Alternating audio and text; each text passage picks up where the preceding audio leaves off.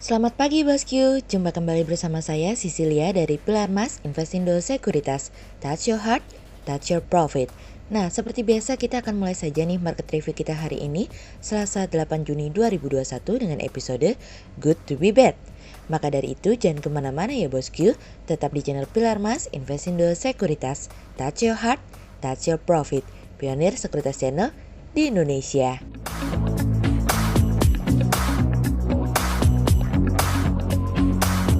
Seperti biasa, kita akan mulai dari Global Economics Calendar. Ada berita dari US Consumer Credit yang naik dari sebelumnya 18.584 billion dolar menjadi 18.612 billion dolar.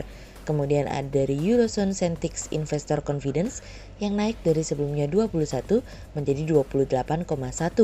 Kemudian ada dari China Trade Balance yang naik dari sebelumnya 42,86 billion dolar menjadi 45,53 billion dolar. Kemudian kita beralih ke corporate news. Ada berita dari PT Buana Lintas Lautan Tbk atau BUL yang sepanjang 2020 mencatat kenaikan laba bersih yang dapat diatribusikan pemilik entitas induk sebesar 125,84% dari kontan.go.id.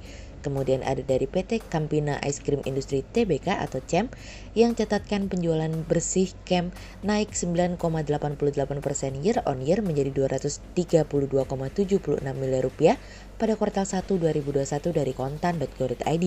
Kemudian ada dari PT Kapuas Prima Coal Tbk atau SING yang anggarkan belanja modal sekitar 25 juta US dollar tahun ini dari kontan.go.id. Kemudian pada perdagangan hari Senin tanggal 7 Juni 2021, IHSG ditutup menguat 4 poin atau 0,08% menjadi 6.069.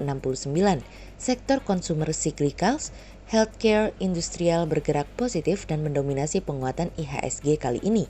Investor asing membukukan penjualan bersih sebesar 123 miliar rupiah. Kemudian kita akan masuk ke market review kita hari ini. Cerita hari ini akan kita awali dari Cina luar biasa. Ekspor Cina terus mengalami kenaikan signifikan meskipun pada tingkat kecepatan yang lebih lambat dari sebelumnya. Ekspor Cina yang relatif stabil tentu menjadi salah satu tolok ukur tersendiri karena ditopang oleh permintaan yang kuat dari global karena aktivitas perekonomian mulai dibuka di berbagai negara nih bosku. Impor sendiri mengalami kenaikan karena ditopang oleh kenaikan harga komoditas. Ekspor mengalami kenaikan hampir 28%. Pada bulan Mei silam yang tidak kalah menariknya adalah impor yang mengalami kenaikan sebesar 51,1% dengan tingkat kecepatan tercepat sejak Maret 2010 sehingga memberikan surplus perdagangan yang kembali mengalami kenaikan. Permintaan barang-barang Cina dari luar negeri tetap kuat seperti biasa, apalagi setelah vaksin Sinovac sudah diresmikan oleh WHO yang mendorong ekspor farmasi juga mengalami peningkatan. Pemulihan global yang kuat memberikan Cina banyak kesempatan untuk mendapatkan lebih banyak karena Cina pulih terlebih dahulu. Permintaan yang kuat kami perkirakan akan terus berlanjut hingga semester kedua mendatang, apalagi ketika perekonomian di seluruh dunia mulai terus melangkah maju karena adanya distribusi vaksin yang mempercepat laju pemulihan ekonomi. Ekspor Cina sendiri ke Amerika masih mengalami pertumbuhan pada tingkat akselerasi yang lebih sehat, sekitar 21% dibandingkan ekspor Cina ke Eropa, mengalami penurunan sebesar 13%. Namun ke India, meskipun situasi dan kondisi India juga sedang dalam keadaan tidak baik, permintaan tetap tumbuh lebih baik dari yang diharapkan. Menurunnya produk ekspor mengenai COVID seperti masker dan pakaian pelindung, seiring sejalan dengan meningkatnya produk-produk non-COVID. Pemulihan ekonomi yang kuat terus mendorong permintaan komoditas mengalami kenaikan yang memberikan implikasi terhadap harga komoditas. Tentu, kami berharap bahwa situasi dan kondisi seperti ini terus berlangsung secara konsisten. Meskipun seperti yang kita ketahui bahwa masih ada beberapa negara yang melakukan lockdown, tapi kami percaya itu hanyalah angin sementara sebelum pemulihan 100% itu terjadi. Selama Cina dan Amerika masih konsisten memimpin pemulihan ekonomi sejauh itu pula, kami percaya bahwa keduanya akan menjadi pendorong yang positif bagi negara-negara lain untuk mengalami pemulihan. Perekonomian yang dibuka kembali dengan cepat di Cina mampu mendorong pertumbuhan pendapatan di sektor real sebesar 13,7% pada kuartal 1 2021. Rasa khawatir bahwa COVID-19 belum berlalu masih memberikan rasa khawatir untuk masyarakat melakukan konsumsi dan itu merupakan sesuatu yang wajar saat ini. Sejauh ini Cina sendiri telah memberikan vaksin kepada 20 juta jiwa setiap hari dengan lebih dari 40% dari populasinya sudah menerima satu kali vaksin. Hal ini yang terus memberikan rasa aman kepada masyarakat untuk jangan lagi menunda konsumsinya, sehingga mendorong pertumbuhan ekonomi Cina juga terus berlanjut. Sejauh ini menurut survei, sebanyak 49% masyarakat di Cina lebih memilih untuk menabung daripada melakukan konsumsi, dan mereka yang mengatakan lebih memilih konsumsi hanyalah 22% dari responden. Sejauh ini penjualan retail di Cina juga masih mengalami peningkatan sebesar 17,7% pada bulan April, meskipun tidak sekuat proyeksi di mana berada di 25%. Konsumsi barang dan jasa mengalami penurunan namun masih dalam batas toleransi. Sejauh ini kami cukup percaya diri dengan pemulihan perekonomian di Cina, meskipun secara perlahan tapi pasti, namun tingkat akselerasi pemulihan masih dalam kategori yang sangat baik, sehingga hal ini mampu mendorong konsistensi pemulihan ekonomi yang terjadi di Cina. Kemudian cerita selanjutnya datang dari pajak karbon. Baru-baru ini pemerintah mengisyaratkan untuk memperkenalkan jenis pajak baru, yaitu pajak karbon yang belum pernah diatur dalam regulasi pajak di Indonesia. Inisiatif ini juga tertuang dalam pokok-pokok kebijakan fiskal tahun 2022, pemulihan ekonomi dan reformasi struktural. Penerapan pajak karbon juga sebagai bagian dari reformasi kebijakan fiskal hijau atau Green Fiscal Policy Reform di Indonesia. Sekitar 40 negara di dunia saat ini memiliki beberapa bentuk penetapan harga karbon melalui pajak karbon dan skema perdagangan emisi pada aktivitas emisi karbon seperti pembangkit listrik atau proses industri. Alasan menempatkan harga pada karbon adalah untuk menghilangkan eksternalitas negatif dari perubahan iklim serta strategi untuk mengurangi emisi. Pemerintah berencana menerapkan pajak karbon yang dinilai dapat berdampak terhadap kinerja sejumlah perusahaan dalam bidang pertambangan, industri hingga transportasi.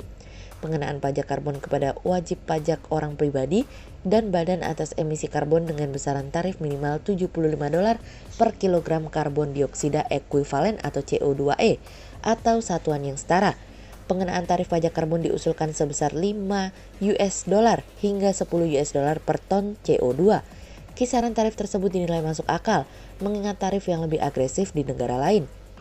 Berdasarkan perkiraan IMF, jika Indonesia menerapkan pajak karbon sebesar $75 per TCO2 secara menyeluruh, maka harga energi rata-rata akan meningkat cukup besar.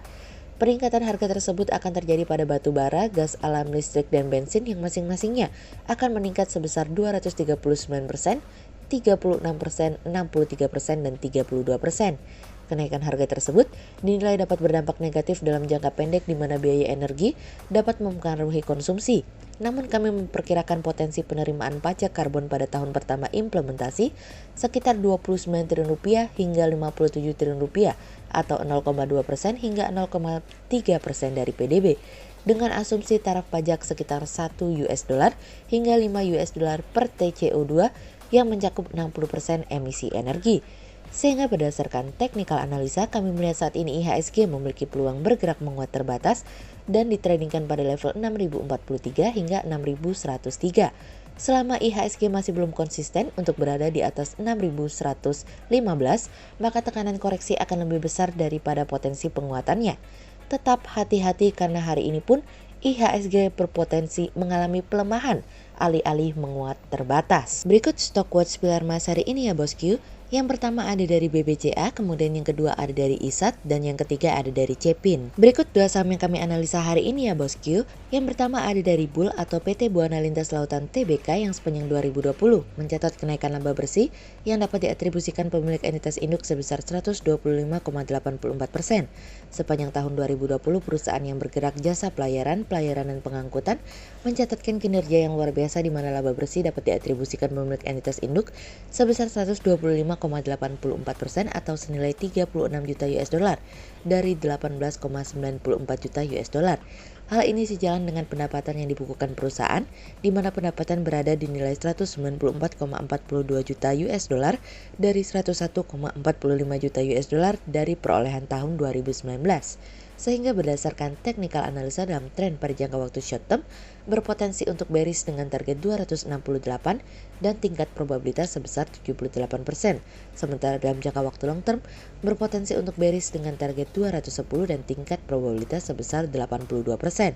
Kemudian yang kedua ada dari KRAS atau PT Krakatau Steel Tbk yang mencatatkan peningkatan pendapatan pada kuartal 1 2021 sebesar $484,2 juta. Berdasarkan laporan keuangan unaudit di kuartal 1, manajemen perusahaan mampu mencatatkan pendapatan bersih sebesar 484,2 juta US dollar atau naik 55,5% jika dibandingkan dengan periode yang sama di tahun 2020.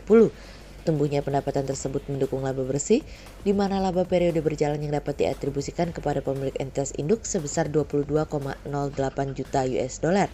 Sehingga berdasarkan technical analisa dalam tren pada jangka waktu short term berpotensi untuk bullish dengan target 690 dan tingkat probabilitas sebesar 40%. Berikut kami akan menampilkan 40 saham pilihan dari Pilar Mas.